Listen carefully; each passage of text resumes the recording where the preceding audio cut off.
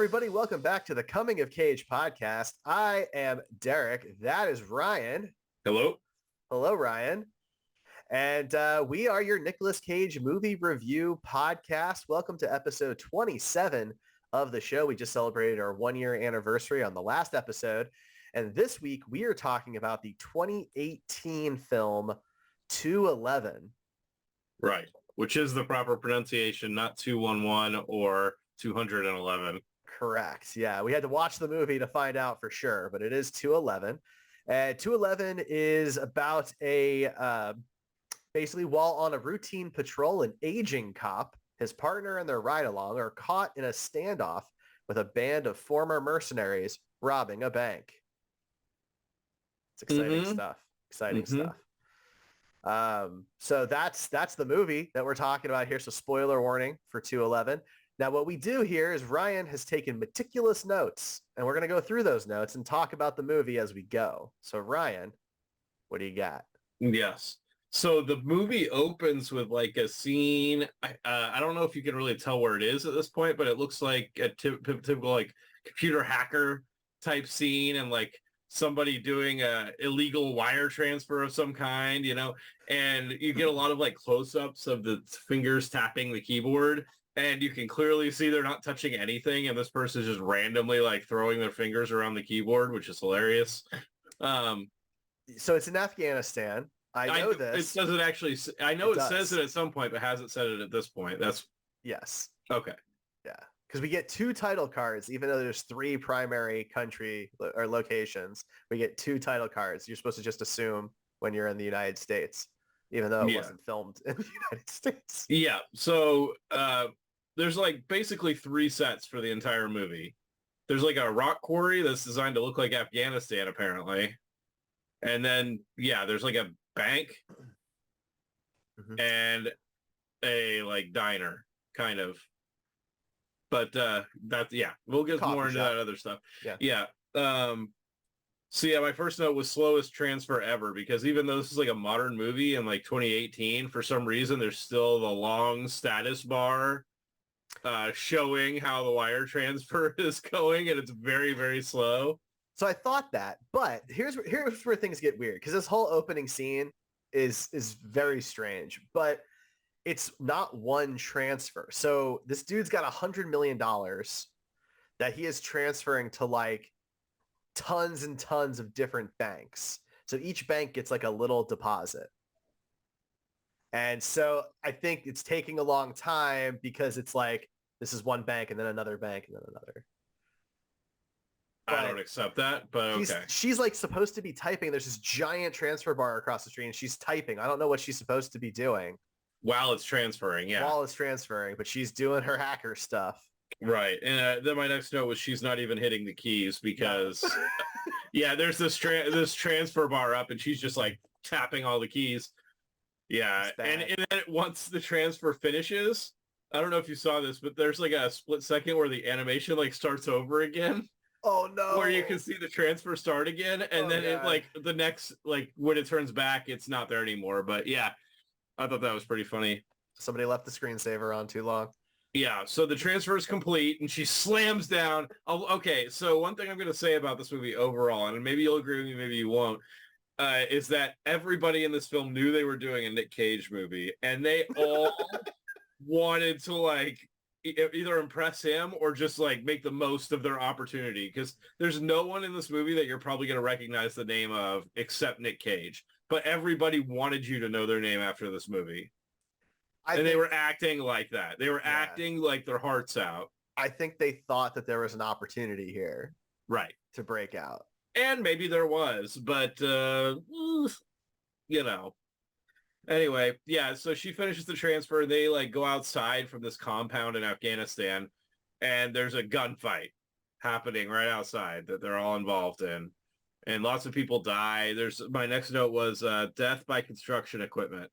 Because some guy gets like, like the dump thing, and like it's the thing you bad. Lift, or I don't know the name of it, but the thing with the big scoop on the front. It's a bulldozer. Is it a bulldozer? Okay, I guess. Anyway, the bulldozer goes forward and like chops the guy in half, basically. It's so, dude, it's so terrible. So they're in a car, like a giant SUV, it's like an Escalade or something. Yeah. And it's the slowest turn I've ever seen into what's essentially a stationary bulldozer in the middle of this quarry. It just the bulldozer was moving. I mean, yeah, I kind of. It was not. Maybe it was. It wasn't moving poorly. fast. Maybe it was. It wasn't poorly. moving fast. It was bad.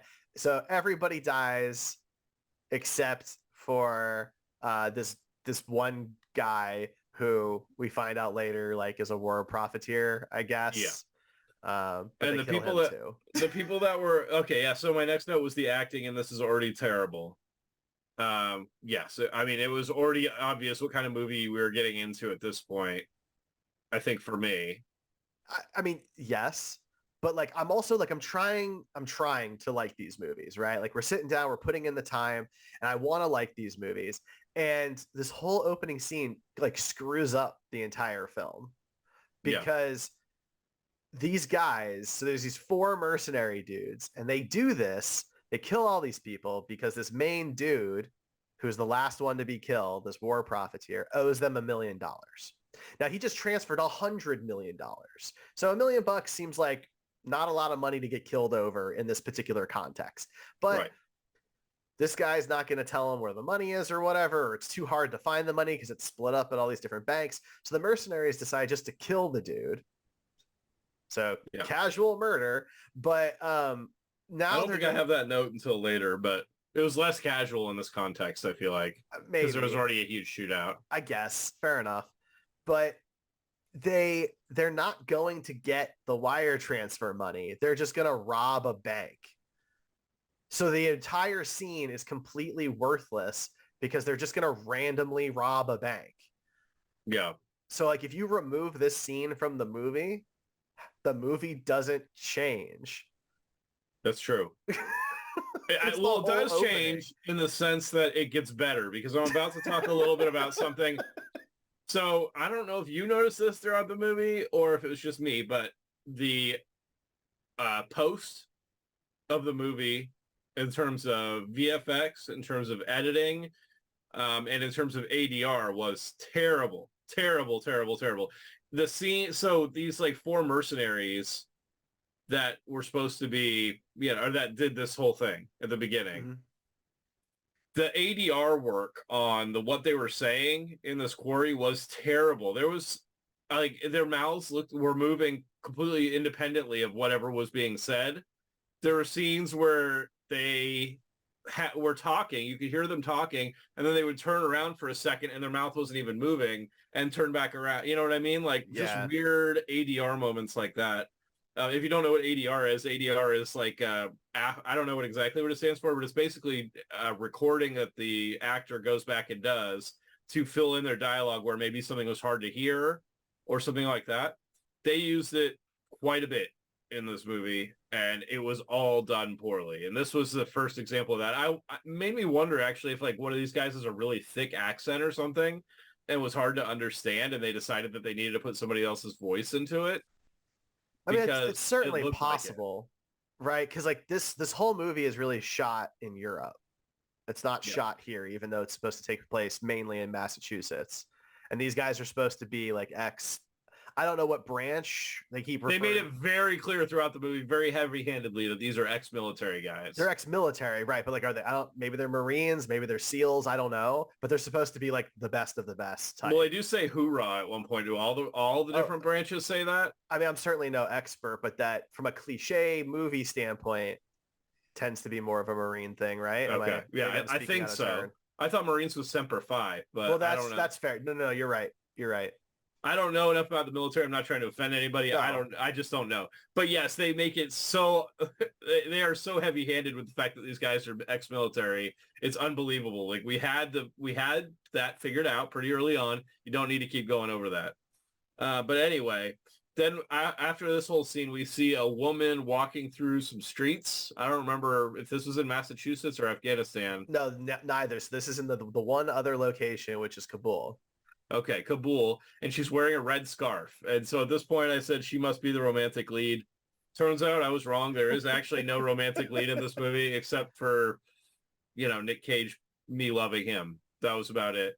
But But that's in yeah, all of these movies. that's true. I just assumed because she was young and she was like one of two women in the entire movie. There were three. Three, my bad. Yeah, and two of them died. But we're not gonna get into that. Yeah, the one in the beginning scene that was doing the transfer died, Oh yeah, she died. and then yeah. the cop Do you maybe think the died cop at the died? We end. don't know. Oh, I guess Spoiler there is the warning. daughter too. There's the daughter. There's the waitress. Oh And yeah, but then, she basically dies, I mean, she's the one survivor. heavily traumatized. Yeah. There's the woman in the bank who had the bomb slipped into her jacket. Yeah, that's true. Anyway, we're kind of skipping ahead, but yeah, this lady's like walking around in Kabul, and she gets picked up by some military force. It's Assumed. Interpol. Yeah. But Oh yeah, Interpol, because she yeah, works. Well, see, I got the vibe that it was the CIA picking her up, and that she worked for Interpol that may or be. something like It's that. not I don't know. clear. It's not Yeah, made clear. it's silly. It's somebody in military uniforms. They interrupt. Apparently she's about to catch like one of the world's greatest art thieves or something like that, she says. Right. And they interrupt her right in the middle of the most awkward, obvious handoff in movie history. It was pretty bad. Yeah. It's not a well-trained branch of government, according to this movie. No. Okay, so at this point, well, really early on in the movie, I started to notice this, but it started to get more and more obvious as the movie went on, that anytime anybody was wearing a uniform in this movie, that these were like Amazon uniforms that they just purchased and didn't bother to do anything to make them look like they'd ever been worn before. So every uniform in this movie looks basically completely brand new.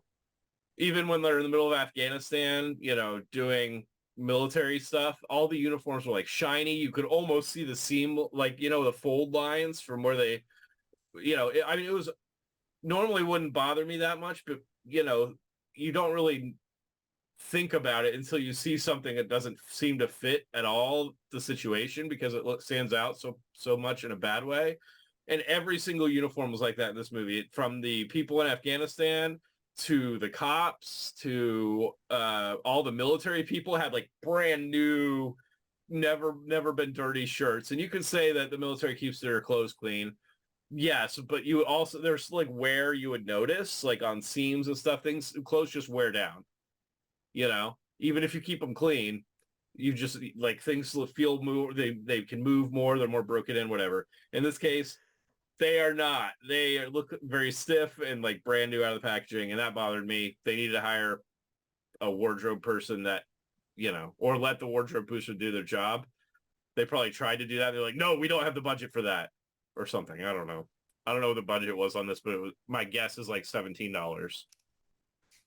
It only made $1 million. Yeah, I believe that. I'm surprised it even made that much. So anyway, after this pickup happens with this woman, she's kind of the link between the Afghanistan thing and what happens in small town Minneapolis, or Massachusetts, I mean. I don't really know.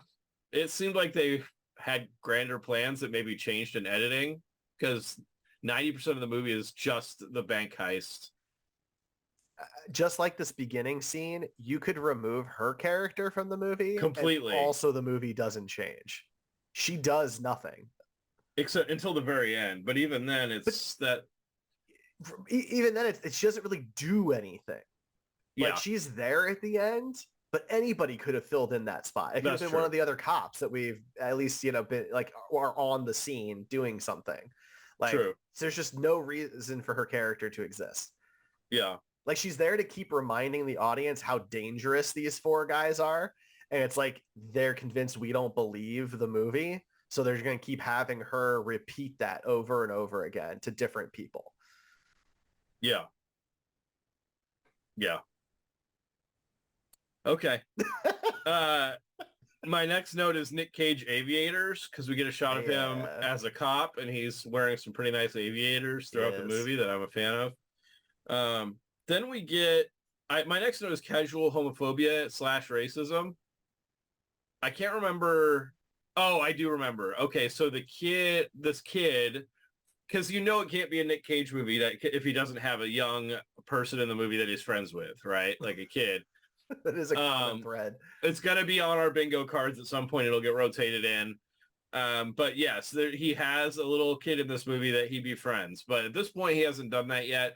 It's kind of the introduction to this kid. And you see him in a bathroom, like doing a live stream, talking about something that you never really figure out what he's talking about. And then it's a young black man or black kid, and three white boys come in and call him the F word in regards to like a homophobic slur. And I put racism on there also because it seemed questionable that it was three white kids doing this to a black kid. But either way, we got a little bit of, anyway, they pick the kid up and they're like slamming it or trying to slam his head into the toilet and like put it in the water and everything, the old like bullying trope. And that's like over the top teenage bullies. And he's screaming, help, help, help. And like, just like another just terrible like cliche here is, of course, the teacher who finally hears the calls for help comes in right as the kid finally defends himself and just the cold knocks this guy out, which was really probably one of the best parts of the movie right there. Yeah. But I think they were setting up racism to be a red herring here, because they were trying to hide like what happens later in the movie that doesn't end up really having any real payoff anyway. But I think we're supposed to believe it's racism. Well, there's another scene that is like casual racism that we'll get to. But so that whole scene happens, and yeah, of course he's getting blamed. And then it cuts to like the meeting with the principal, and the principal's like, well, we got to do a ride along with the cops. Which I guess, is that a thing? I've never heard of that in my life. Probably. I'm sure it's a program somewhere, but like, this looks like he's at like a very nice high-end school, like maybe even a private school. I would imagine a ride along would be for a school that maybe isn't doing so well, that might have budget problems or might be in a lower economic area or something like that. Like it didn't seem to fit. It's possible. I don't know. That didn't stand out to me that poorly, or that, as a major like poor point of the movie or something. I don't know. Fair enough. It was fine. I'm sure it's a program somewhere. Kids do ride-alongs across the country. I don't know if it's at, low-end schools or high-end schools or whatever, but so the kid or the mom agrees to do a ride-along, or to like have the kid do a ride along with a cop. And then it cuts to the scene where we have no idea who these people are, except that there's a really badly photoshopped picture of Nic Cage that it kind of briefly scrolls over with one of the people that's in this scene. And through kind of visual context clues and visual clues and context clues based on the conversation, you figure out that this scene is featuring his daughter and his son-in-law, who he's apparently partners with, which is really weird, and I don't think that would be allowed. I would think that would be like a conflict of interest concern type thing. Right? Yeah. And it comes up later in the movie. Like you would think that would be something they'd want to avoid. You would think, yeah. But they basically it shows like a pregnancy test of this woman, and she's pregnant, but you have no idea who she really is at this point. So it's just kind of, there's no context other than that one picture. And she shares it with her husband. And at this point I was like, well, this guy's going to die. Like they wouldn't be setting this up if this guy was going to live. You jumped farther ahead than me. I didn't have that thought yet. Really? Oh, come on, man. This is 101 intro to movie making. Well, I didn't know yet whether like where Nick played into this or like how this was really going to work out yet. I was expecting Nick to die. Well, we had to have the sympathetic. I thought it was either going to be this guy dying or Nic Cage like sacrificing himself to save this kid so that his unborn grandchild has a father. I could have seen it going either way, but yeah. They're not going to kill. Well, I shouldn't say they're not going to kill Nic Cage because they do it in basically every movie. They're not going to kill both of these guys. That's right. Yeah. So then we get this scene with the woman from Interpol again, going into Duncan's gun shop, which is written right outside so that you know exactly, as if going inside and seeing like automatic weapons all over the wall of a place, and a guy just, being hugely misogynistic isn't enough for you to understand this is a gun shop. That was bad. Yeah, they had it plastered outside. That's the most creative name Duncan could come up with. And then this guy says he's the owner, but he says his name is something totally different. So I don't really, maybe his dad is Duncan and he like inherited it. I don't know. I don't really want to get into the lore for Maybe Duncan's gun shop. His middle name is Duncan. Could be. You know. And then there's this really weird exchange between like the Interpol lady and not Duncan at Duncan's gun shop, where like it kind of comes across like they're flirting. Like it's supposed to like have some weird like sexual undertones, but it's really mostly just the guy being a huge jerk and then her trying to prove that she's in control of the situation. I don't really know what they were going for with that scene. It was very weird. That's her whole character, is trying to look like she's in control of the situation. In every scene, that's what she's trying to do. I think she's like, she wanted to smooth talk this guy to get information, and thinks, you know, he's being, like you said, extremely misogynistic, right? But he still wants to make a sale. Yeah. You know, just, you know. And she's just trying to squeeze him for information about one of the guys that did that big thing in Afghanistan. Right. I mean, it was not a deep scene, but they really had to have that misogyny in the movie. So, you know. Did we skip over, though, where we find out the relationship between Nick and his daughter in this movie? Was that in that first scene or was that later? I thought that was. I mean, there might have been a little, but I know there's like the scene where he's like the son-in-law is like, you should really call her. No, before like implying that they don't really talk much. So I'm pretty sure this is that first scene. We learn that her mother died, Nick's wife, and she had cancer and she like wasted away, and he apparently wasn't there for her in any meaningful way. And so he and his daughter now are like not estranged necessarily, but certainly strained. Yeah. So at this point we find out that yes, the son or the son-in-law is his partner. And then they make it a big point. It's like a Murtaugh Lethal Weapon situation where he's like, I'm too old for this shit. I'm going to be retiring in 7 days or something like that. But which doesn't have any payoff really. Like there's no retiring ceremony at the end of the movie or anything like that. But, you know, we'll get to the end of the movie. They make it a point to show that, or like talk about his retiring and making jokes about how old he is. Like weirdly ageist jokes from the other cops. Yeah.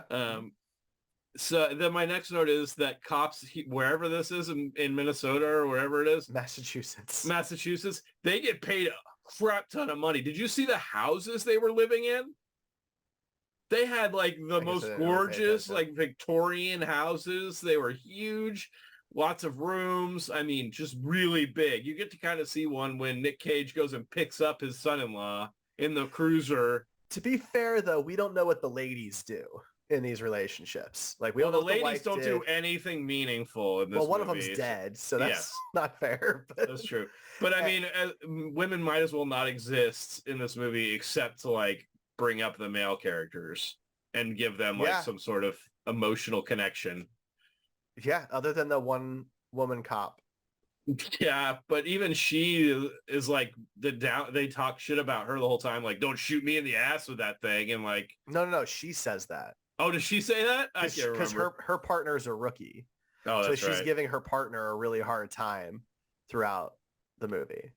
Yeah. So she's kind of playing like the tough hotshot, officer training the newbie kind of even person. Though she looks like she's 17 years old. Man, most of the people looked really young. Maybe we're just old now. That could be it too. That could be it. So then we get a scene where we get one of the guys that's with this mercenary group at either a diner or a coffee shop or something along those lines. I could have been either one. But my next note was that this dude looks like a John Bernthal knockoff. Like they really wanted John Bernthal for the role. And then they were like, well, we can't really afford John Bernthal, so we're just going to find somebody that kind of looks like him. So anyway, I can't remember which guy was which, but one of them is Nick's son in real life. Oh, really? Yeah, Weston Cage. I'm not sure. No, it wasn't that guy. It's not that guy. He's the other guy. Okay. So it's really hard to keep all these. They introduce so many freaking characters in this movie that have so little like dialogue time that it's very hard to keep track of whose name is who. But yeah, Right. his son plays the character Luke. That's interesting. Yeah, I didn't realize that was his son. Yeah, he gets some screen time, but not a lot. Um, so then we get a scene of like the cops heading into the police station. And this is the second bout of casual racism that happens. Also the Yeah. ageism. They like one of the other cops sees Nic Cage and his partner getting out of the car, and they say something to the partner like, "Oh, I didn't know it was bring your grandpa to work day" or something like that. And then Even though clearly they've all like worked together for a long time. and yeah, and exactly. That's why this is like it's super weird. And then Nic Cage is like, "Cool it, man. I am about to be a grandpa." And my daughter finally got pregnant. Or like he's like, Yeah, he finally got my daughter. It was a really Yeah. awkward way to say super awkward. that I'm gonna have a grandkid. And then there's like some other banter, and he says something like, "Well, it's better that he's my, my grandparents or my grandson's dad than you." Yeah, And the guy goes, "Why? Is this because I'm black?" And Nick goes, "No. Well, actually, yes." it's such a weird exchange because yeah, there's one police officer of note in this movie who is black. Yeah. He plays and it's a weird scene because it's shot from like far away. They cut far away. The audio is a little bit low. Yeah. So like I wasn't even sure necessarily that I heard it right. So I'm glad you heard what I heard. Yeah. Yeah. Yeah, and it cuts like immediately after the yes thing. Like they almost wanted to cut that out, but they just didn't. And maybe this is the prop guy in me, but tell me if you noticed this. On these brand new like spotless police uniforms, did you notice the badges? Oh, thank God. Yeah. They looked like they're from a science fiction film. Like I put in here, are these badges stolen from RoboCop? Because they look like they're like what somebody in 2018 thinks a badge in 2050 is going to look like for a police force. Dude, the first time I saw them, I thought they were stickers. They were ridiculous. They were like very chrome and just very. like if you picture like in your head what a police badge in the future would look like, this is basically what it looked like. It was super weird and stood out. This is like a small town police force. And yeah. Maybe that's what badges look like over in Europe. I don't know, but that thing, I feel like they went to a prop house and were like, what police badges do you have? Like just these from this dystopian futuristic right film. From Blade Runner. Yeah, we have these Blade Runner police badges. Are these good? Yeah. Yeah. Okay. So but the cop cars are all kind of old. That's true. So then they're inside the police station. They go to pick up their ride along, Nic Cage and his partner. And this guy is being a huge dick to this kid, the partner, not Nic Cage's character. Steve. Yeah, he goes up to him. He calls him like, says something like, "Don't act out, little man," or something like that. This kid is taller than he is. Well, because like the kid's like smirking a little bit because like the kid's not really taking this very seriously because he's not a fighter. He's not a troublemaker. He was really just defending himself. Right. And here he is, like everyone's telling him that, be careful, stay on the right side of the tracks and all this other bullshit. Right. Yeah. And yeah. Steve is just a huge jerk. And like, we barely know the guy, but he's already kind of like a douche. Right. And he calls him little man, even though this guy is Steve is not a tall man. And at this point, this kid is taller than him. At this point in the movie, did you think Nick was like the lead? Yeah. Okay. Because I really didn't feel like he was the lead until the final act. I mean, I think they were establishing characters. They're in order for you to care about anything that happens in the end, they have to establish characters in the beginning. So I feel like that's what they were doing. And maybe they were a little bit, they drew it out a little bit too much. But yeah, I mean, it's Nic Cage. I mean, he's going to be the main character no matter what. That's not true. But, he's going to feel like the main character for me. For you. So I don't remember the context of this. I think that maybe this was like right after the diner. So basically when that guy's at the diner, he puts a bomb underneath the table just to set off later as a distraction. So when they're robbing the bank, they can distract the police with the bomb if they need to. And I think this might have been after the bomb went off. Nick is making a call on the radio. and he says he's got a rider and no cage in the car. And I thought No, that was really funny. oh, that's funny. No, that's much earlier. Okay. That's when they're at the gas station and they're busting Oh, that's what right. appears to be a homeless person Yeah. for stealing cigarettes. Yeah, he says, we've got a ride. Can we send another car because we got a rider and no cage? Yeah. And I was like, Oh, we got a cage. There's a cage There's for a sure. cage. And then my next note is Nic Cage befriends a kid, which, you know, whenever I see an obvious use of something that could be on our bingo card, I always try and put it in there. And that was one. Well, then this is where it all comes out, like that who the kid is and what happened. And Nick's like, I would have done the same thing. Yeah.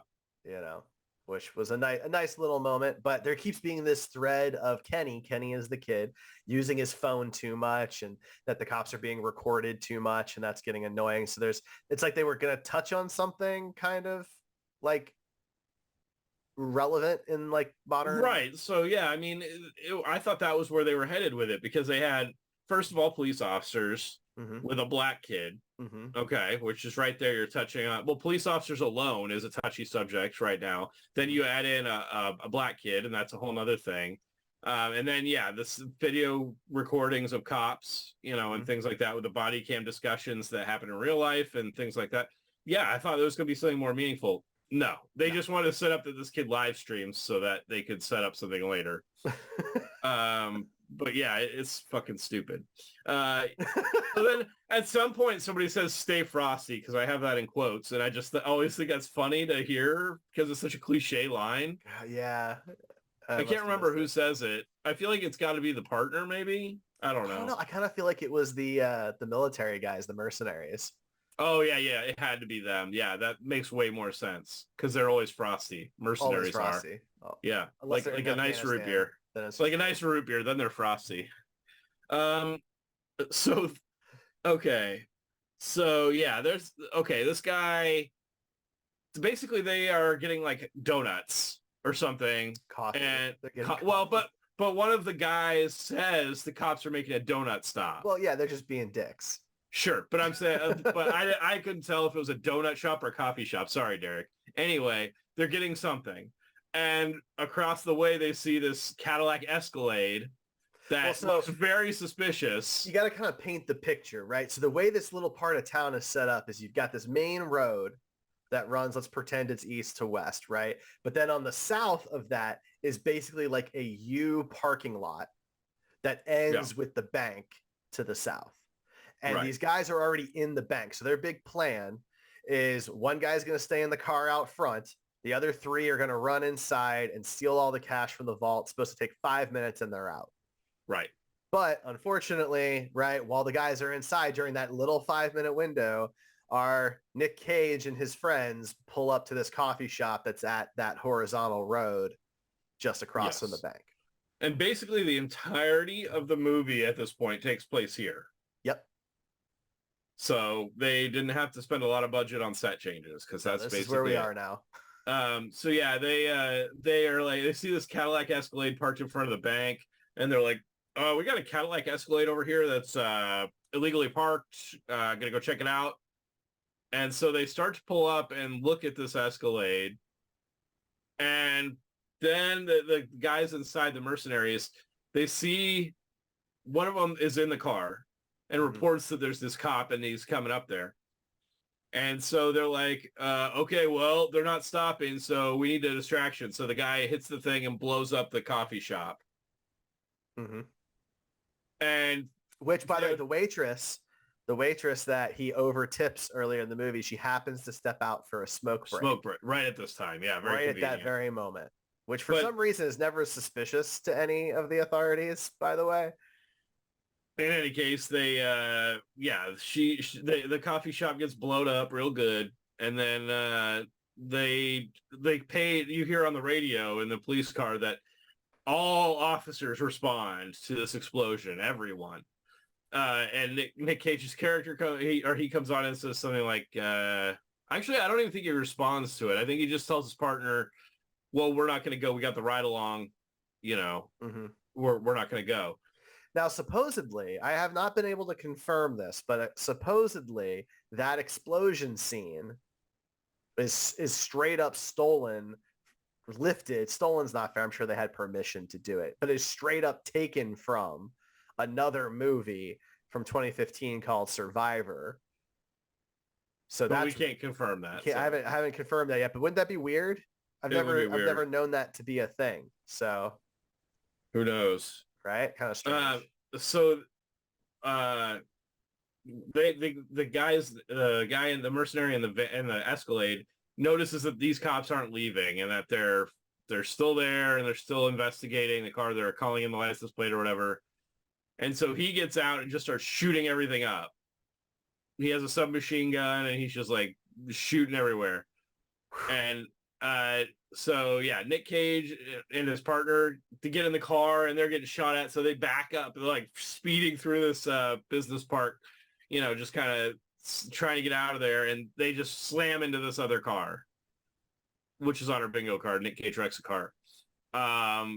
And so Nic Cage gets out of the car and the kid gets out of the car and they're hiding behind the car. And the partner dude is like, my seatbelt's stuck. And so for like the next 5 minutes, he's trying to get his seatbelt unstuck. Right. And so I had dude's seatbelt sucks in the next note. And then once he gets the seatbelt, he finally, after like 5 minutes, decides to pull out a knife and cut the seatbelt. Right. Which cop cars should be equipped with those things that break the windows and cut the seatbelts. Anyway, you would think so. Anyway, so he gets the seatbelt cut. Then the door is stuck. So now he can't get the door open.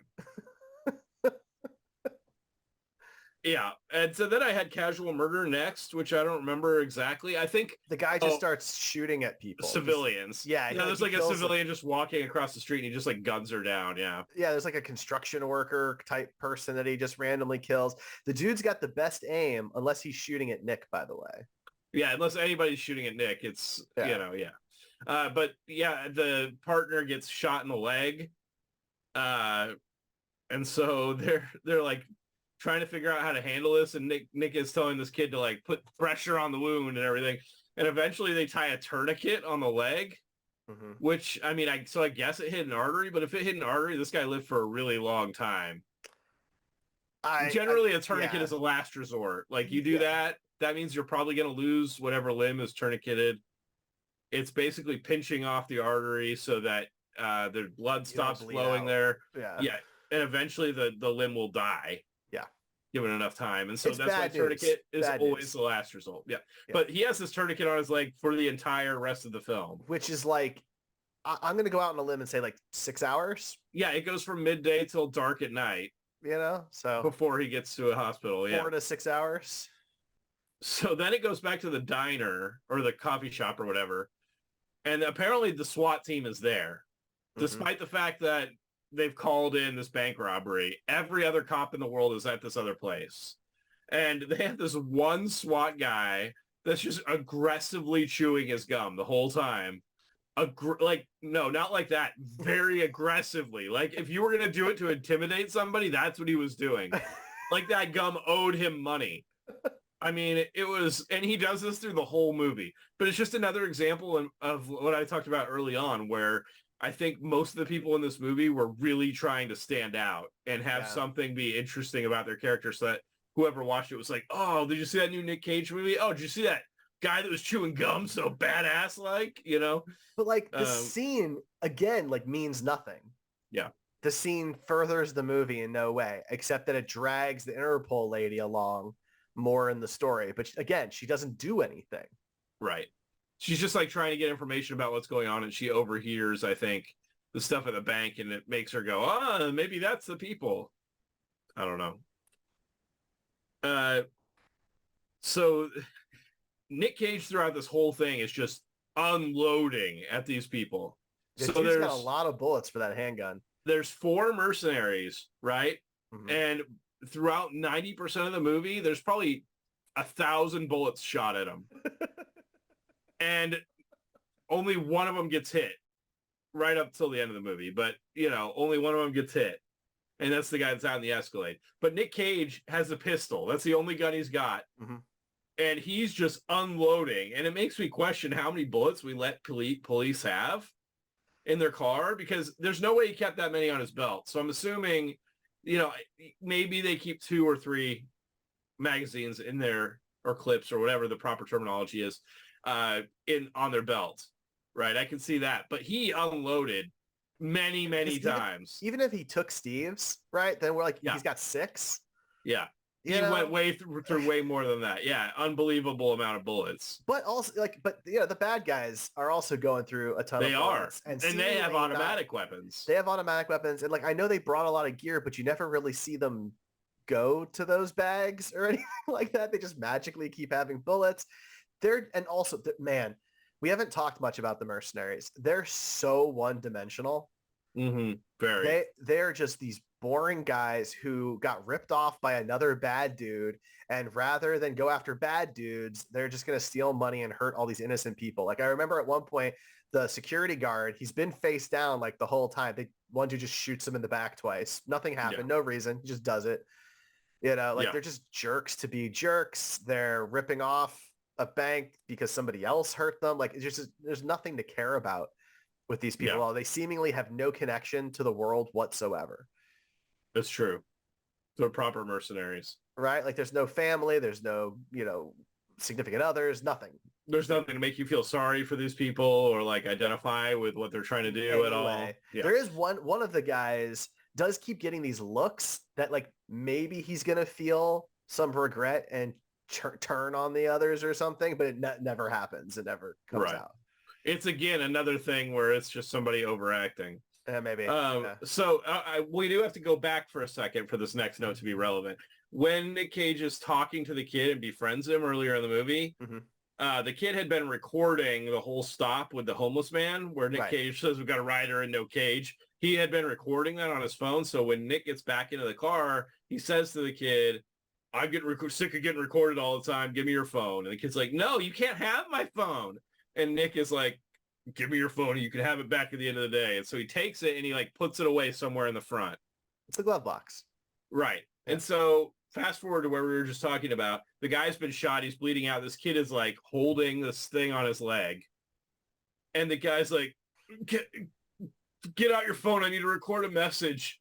And so the kid pulls his phone out of his pocket, which apparently he got back at some point. So he did get it back, because I thought you were going to talk about the ridiculousness of him getting the phone back, because it's pretty bad.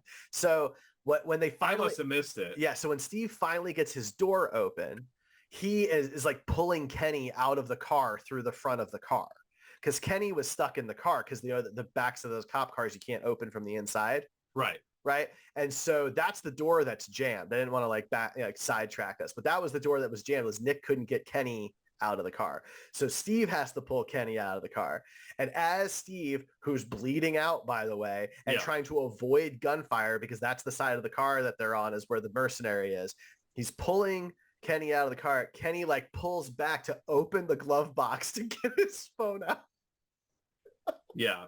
I mean, I don't know how I missed that, but both me blatant. And my girlfriend were like, when did he get his phone back? So that was when, because I couldn't believe it. I was like, really, man?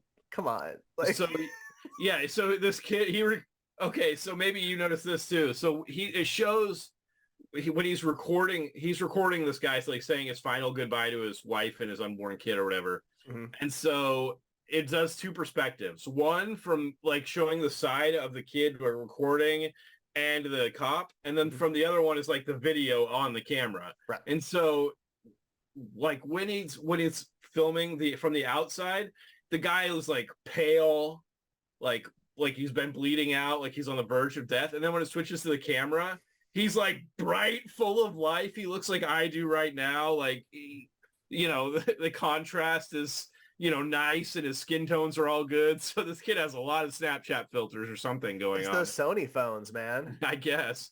But I just thought that was super funny that, and this message is so cheesy and overacted. The guy is like, this is my one chance to make an impression on somebody. And so he goes through it. The whole message was so cliche and overacted. It was something. Now, what is important here is that Kenny's battery is dying. Yes, 8%. This is important because one of the most ridiculous things in movie history happens later. Right. So at this point, after he records the message, the officer goes like to the kid, he's like, listen. And he like grabs the kid and he's like So my next note was, why is he molesting this kid? Because he literally like pulls the kid over to him and he's like holding him against his breast. I thought he was gonna say something. And then he doesn't say anything. He says, listen, and then doesn't say anything to the kid. Super weird. Yeah. And then my next note is that this is the most inept police force ever, because at this point, God. like 10 more cars have shown up and they all, other than Nic Cage and his partner, have automatic weapons. And they're all just, there's literally 2 of these mercenaries hang out by the front window of the bank the whole time, which has like shutters or blinds or something. Right, but there's nothing like no real nothing protective. Yeah. And they keep peeking out to shoot at the cops. And for some reason, the cops can't hit anything. But these guys take out many cops. Several. Through like car windows. And these guys are like, now look, I get it. Interpol lady has told us throughout the movie that you don't understand these guys, Ryan. These are the best in the world. You can't imagine anybody as deadly as these 4 guys. Right. Right. More deadly than 20 cops with automatic weapons, basically. Jesus. But yeah, so at some point, 2 of these cops decide to go and rescue Kenny and the kid. And no, Steve. This is before that. They're going to get Steve because he's bleeding out. Yeah. Right. Sorry. They're going to go help Nic Cage's character get the partner out. And so they get up there and, there's a bunch of gunfire and everything, blah, blah, blah. And one of them dies. It's actually like 3 people, I think, or 4 people. A lot of and only two of them only 2 of them end up coming back. But they do bring Nic Cage back and his partner. And then Nic Cage gets back. He's like, where's Kenny? And apparently they left Kenny. Well, so again, behind. He drops his phone. Yes. And so he turns back to pick up the phone while the guy's shooting, and he panics. And so he jumps into the back of this old, I think it was like a Jeep Cherokee SUV type thing, I think. Yeah. And so at this point, you see that he's like trying to call his mom.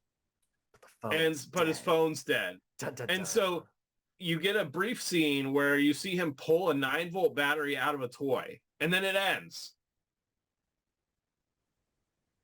And that's it. Oh no, he pulls a 9-volt battery out of a toy, and then like a USB or something. So the car has a USB charger, but the car's not on, so it won't work, right? Because he tries to plug it in, nothing happens, of course. Yeah. But then, he's laying in the back of the car that happens to have a doll that takes a 9-volt battery. Right, but he doesn't do any, like, all it does is show the battery and nothing. And then, like, 3 scenes later, it shows something else. But, so they transport the partner to the hospital. Mm-hmm. And the daughter, Nic Cage's daughter, shows up at the hospital as they're doing surgery on the guy. But in this particular hospital, apparently the surgery center is literally with an open door across from reception. So as soon as this is the emergency room. That's not like a normal surgery suite, Sure, but they wouldn't have a door open, and they wouldn't be doing it literally like eyesight line from the reception table. I would imagine not normally, but like a lot of people have been shot and blown up and stuff. I would imagine. Okay, at this point, like I refuse to believe that there's like less than 20 people hurt. Well, yeah, I think inundated is a ridiculous term to use. They had maybe like 8 people at the diner or the coffee shop or whatever. And then sure, some cops are falling, but at this point, not all of the ones that we see shot in the movie have happened at this point. We've only seen like maybe 4 cops go down at this point. Well, I mean, the woman cop is there. I mean, it's a small town, right? And they've got like at least a dozen explosion and gunshot victims that all came in at the same time. I mean, that's probably not something. Yeah, but they're not so over like worked that they would just pick a random room in the emergency room across from where people walk in to use as a surgery center, and then just leave the door open. I guess that part didn't bother me. That really bothered me because it's like, what world would this ever happen this way? But yeah, so that was my next note. But then we go back to Kenny in the car, and it shows this little Tony Stark device that he's made he used like a key and something else to car charger, this 9-volt battery to charge his phone. So apparently Obadiah Stane would have been jealous of this kid that built this in this car with a box of scraps. Because he basically made an arc reactor in the back of a Chevy Tahoe with a 9-volt battery out of a toy. And a car charger. Yeah. Yes, it was... Talk about the thing that you had to suspend disbelief the most for in this movie. Apparently this kid is like a genius beyond his years because... And that's the flip. That's where it's supposed to be the aha moment of, oh, that's what makes him different. It's not because he's black. It's because he's a nerd. Oh, okay. Yeah, I guess he's a nerd. And so we go from that scene, and it's bright day out still at that point. And then the next scene is dark night, like really dark. Not like evening where the sun is going down. It's just dark now. It's halftime. No, seemingly nothing happened for like 4 hours while the sun went down.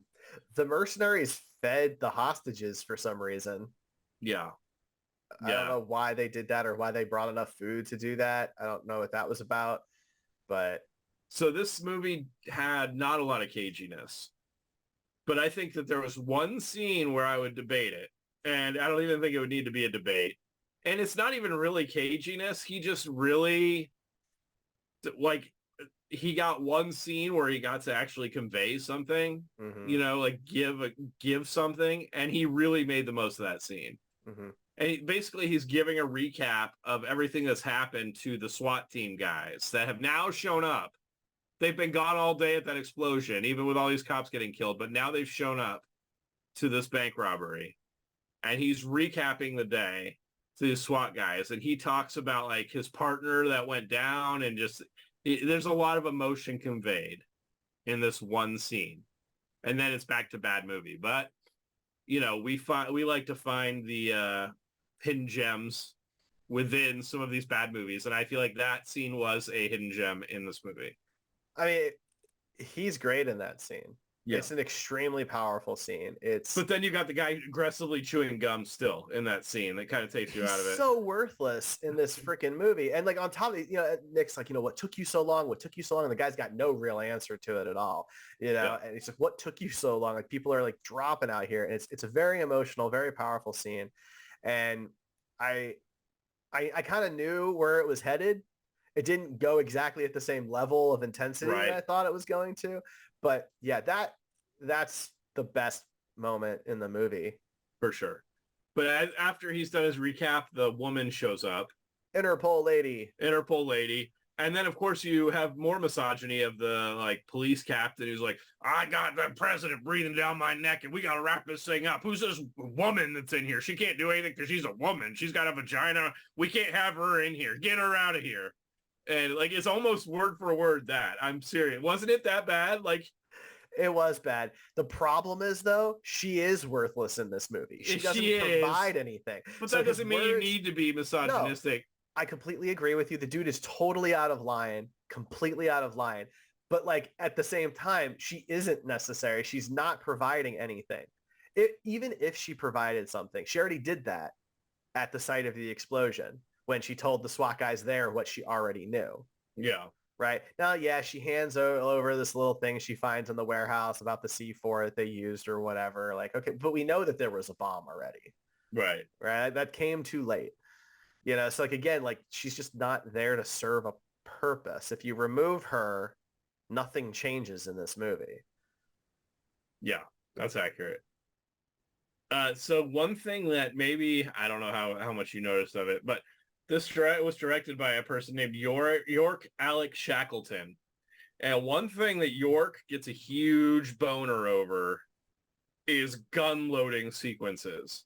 Because there's like 30 gun loading sequences in this movie. And by that, I mean like people loading bullets into magazines and then people like loading the magazines into the gun and cocking it, or like, you know, like lots of mechanical gun sounding noises. And there's multiple scenes of that in this movie where you don't need that many, right? Like we know that people are loading guns. You don't need to be that dramatic about it. Half the guns are already cocked and they're cocking them anyway just to make a noise. Like that started to bother me at this point because we had like 4 or 5 of those scenes.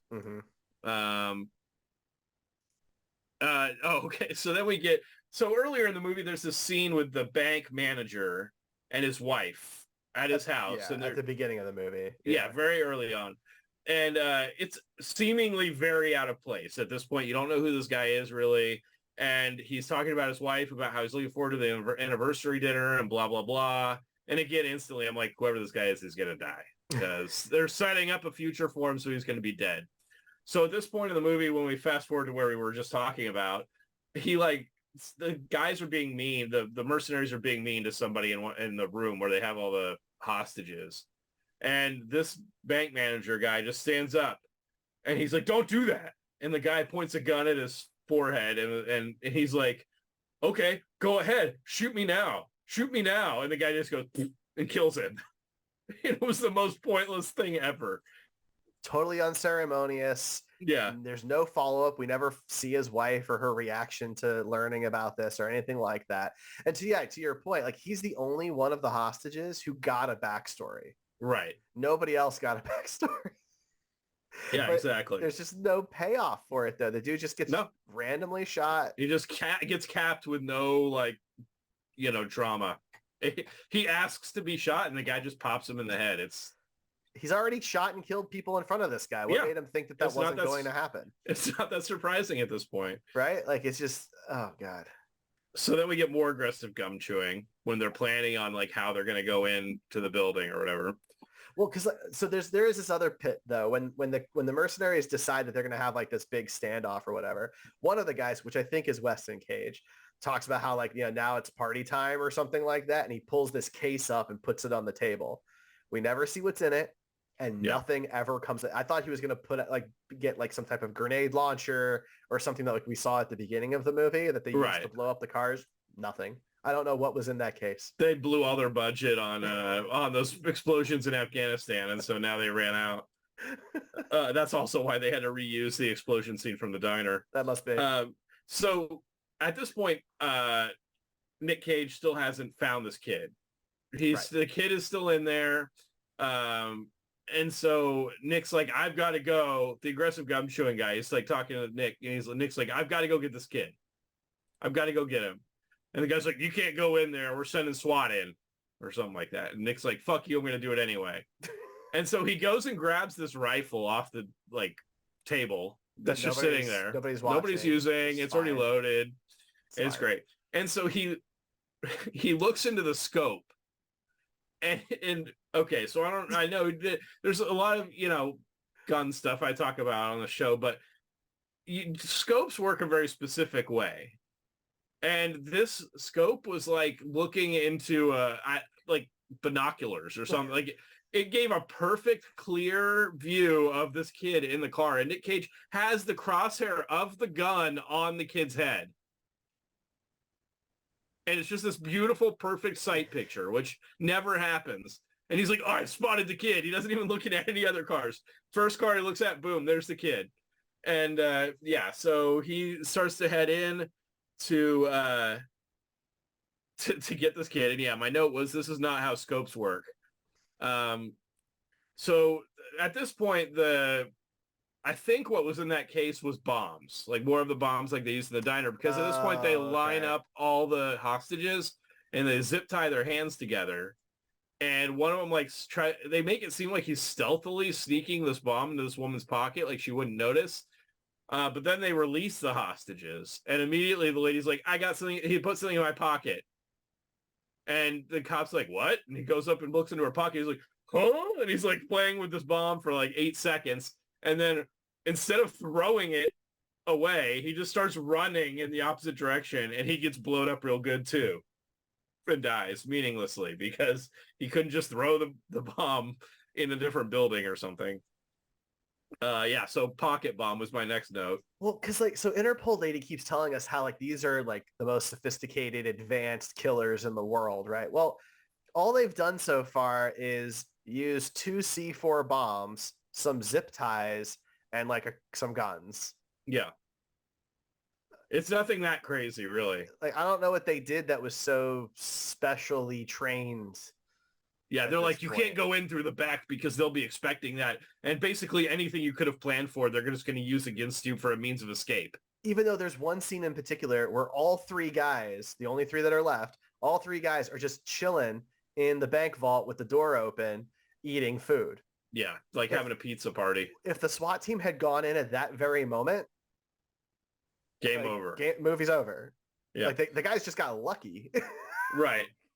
So then the SWAT team starts moving in towards the bank, and immediately they throw some like smoke grenades or something. Not the SWAT team, but the other guys. Well, and the SWAT team throws smoke grenades. Okay. And then the mercenaries throw grenades. Yeah. And then a couple of the SWAT guys get blown up and they're like, retreat! And they all just run away. And so I had most inept SWAT team ever for my next note. It was so bad, man. Oh my God. It was embarrassing. Yeah. So then, Nic Cage has at this point rescued the kid and he's like trying to get him out of there.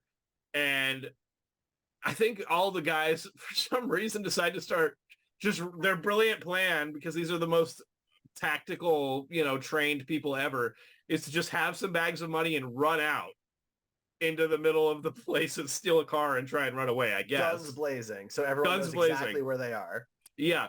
So they all run out and they all get dropped immediately. And then there's like one of them runs over by where Nic Cage has the kid and he gets shot in the knee or like the side of the leg. Nick does. And yeah. Nick does. Yeah. And then there's a dead cop with dies. Yeah, the other copy's with dies. The one he made the racist joke about in the beginning of the movie. Right, but it's all good now because he sacrificed himself to save the old man. And they called each other brothers. So brothers, yeah, good, yeah. But so the final one of these, mercenaries pops around the corner after shooting Nic Cage in the leg, and he's like, "I'm gonna kill you now," and then you just hear off-screen gunshots. Shocking twist, the kid shot him. Kenny. Just kidding. Kenny shot the guy once. And the guy goes down. But then we have the Interpol lady, because the guy looks like he's starting to get back up, and the Interpol lady's like, bang, bang, and now the guy's really dead. Because he was only kind of dead the first time, but now he's fully dead. It's a good thing she was there. No one else could have done that. Nobody else could have done that. Not any of the 30 cops that we've seen throughout the Interpol trained to be able to do that. So my next note was lots of leg shots in this movie, because probably 10 people get shot in the leg throughout the movie. Everybody gets shot in the freaking leg. It's very weird. I don't know what that's about. And I know that the mercenaries are wearing body armor. They apparently have armor-piercing bullets. That's brought up earlier. But these guys are getting shot in limbs, in the face, and they're still moving. It's a lot. It's so bad. But that's basically the end of the actual plot of the movie. So then we get what might be the most amazing scene of any movie we've ever watched on this podcast. And I know that sounds like a bold claim, but hear me out. We get this weird shaky cam video of Nic Cage jogging. A year later. We've had a time jump of a year, and you're like, huh? Who died? Who lives? We don't know. And so to show you that Nic Cage's leg has fully healed, he's jogging. And it's this weird, Sam Raimi shaky cam, Evil Dead shaky cam for some reason, even though it's just a guy jogging in the morning. Well, there was a little bit of that in the beginning of the movie. There was. With somebody else running. I'm not really sure what the motivation was for that, but maybe it was just literally someone just holding a camera. I think it's important to preface this by saying that I messaged Derek. I watched the movie on Sunday, midday. And as soon as I got done watching this movie, I said, Derek, my friend, please do me a favor and just pay extra attention to the last scene of the movie, because I had to do something I haven't ever done on this podcast and rewind and watch a scene multiple times to try and figure out if what I just saw is actually what happened. I did watch it twice. Okay, so Derek watched it twice, so he did heed me there, and but he probably would have done that anyway. But it was bizarre. So after he's jogging, we see Nic Cage we don't see him walk into the house, but you kind of you see a person walk into a house, and you see him an up close shot of Nic Cage's face, looking at a photo. And then and it's the photo from the beginning of the movie. From the beginning of the movie. Nick, his wife, and his daughter. Yeah. So then you hear surprise or something like that. and it doesn't pan over. It cuts to another shot with his son-in-law, the daughter, and their newborn.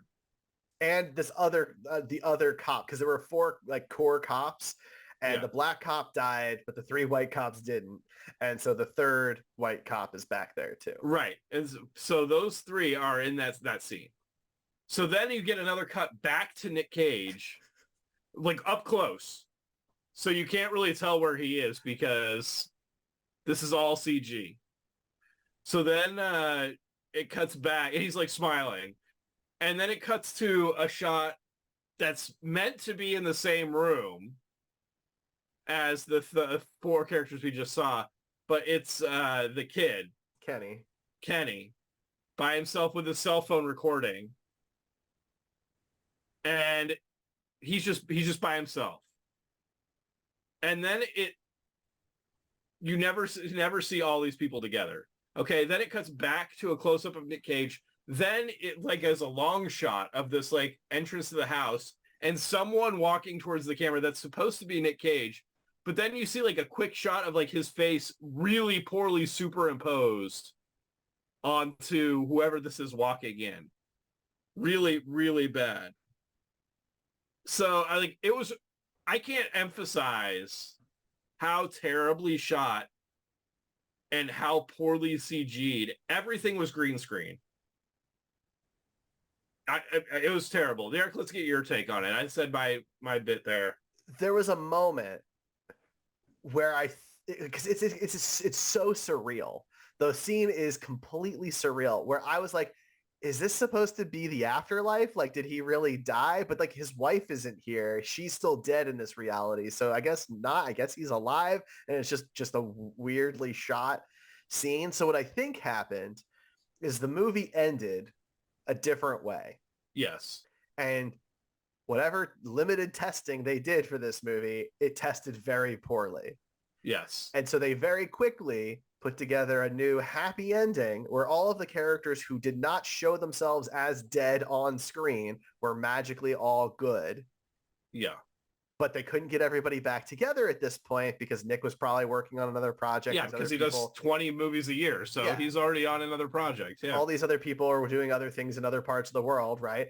And so they just got everybody into like a studio locally and did a green screen thing or whatever. Except like it was 3 different groups. Yeah. Yes. 3 totally different groups. Yeah. Maybe even 4, depending on how Nic Cage was shot versus the body. Man, how bad was that CG when he's walking towards the camera? And like I had to actually pause it because there's one scene where like his face isn't even lined up with the head on the walking person. But it's even more than that. And the lighting is worse. Like the lighting is so bad too. It's shot poorly. It's lit poorly. But also like the way he acts in it is also like a completely different character. Yeah. It's like he just didn't remember, like it was so long after this movie was done, he didn't remember what the character was or something. I don't know, but like, because he's so over the top. He's so animated and happy and jovial. And he's like, oh, let's make some home movies, Kenny. Right. Like, that's like, he says that, like, let's make home movies. And that's not who this character has been at all in this movie. But I guess having his son-in-law not die and being best friends with this kid and now retiring has just changed. Is he retired? We don't know, but it's assumed so because he only had like 12 days left or something after that whole thing. See, I don't know. Maybe he like just revitalized him. I don't know. But man, that is the most bizarre. And if you take out Mandy for a minute, okay, that's the most bizarre ending of any of the movies we have watched by a long shot. For many reasons, yeah. For so many reasons. So many. It was so weird. Yeah, that's one that's going to stick with me for a while, for sure. That particular scene. The rest of the movie is mostly forgettable, but that one particular scene and how bad it is definitely stood out to me. I watched it, and I was like, wait, what was that? I just had to roll it back. It was like I was watching a completely different movie. It was so weird. It was super strange. Yeah. So now at this point, we have to give it some ratings. Yeah, so let's do it. So we have our Cage-o-meter. We rate all of our movies on a scale of 0 to 20, 0 low, 20 high, in overall quality and overall caginess. Yes. And so I'm going to go first this time. For overall quality, this is a pretty bad movie. Yeah, it was not good. It's pretty rough, kind of across the board. I still think it's better than, say, Zondali or Prisoners of the Ghostland. Okay. So I'm going to give it a 4. Seems reasonable. I was thinking 5, so we're not far off. Okay. You're being a little bit nicer. Yeah.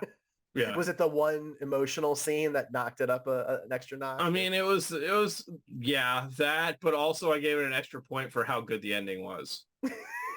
How good that ending is. How memorable, I guess would be probably a better way. Memorable. Yeah. All right, so now we got caginess. Yeah. Ryan, where do you put this as far as caginess goes? There's really only the one scene. I know. And he's not even really cagey in that scene. It's just like in the traditional sense, you know. He's just kind of doing his thing where he's like I'm not going to say overdoing it. He's going all out in this one scene compared to where he is in the rest of the movie. I'm thinking like a 3.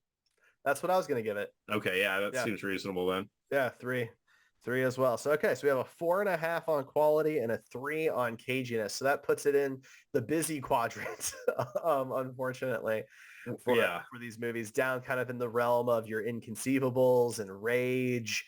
Zondali, Outcast is a little bit above that. Dog Eat Dog, that kind of range. So right.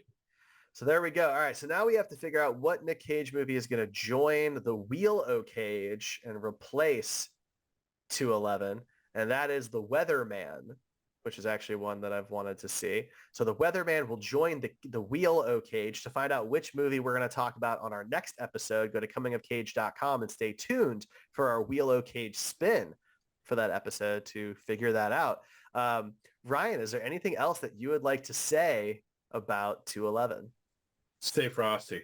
Stay frosty. That's right. And hey, if you like the show and you're still listening, thank you for support. I appreciate you very much. And if you want to support us in a different way, you can also go to comingofcage.com to find our merch store, and you can get some big Nick energy gear with one of 4 different inspirations of Nic Cage's. And I've got Con Air Nic Cage on right now. Ryan's got Face Off. Very nice. Very nice. So if you're watching the show, you can watch us on YouTube. If you're watching us, you can see that. If not, just head on over to comingofcage.com. But thank you all for your support. I'm Derek. That's Ryan. Yep. And we'll catch you next time. Stay frosty.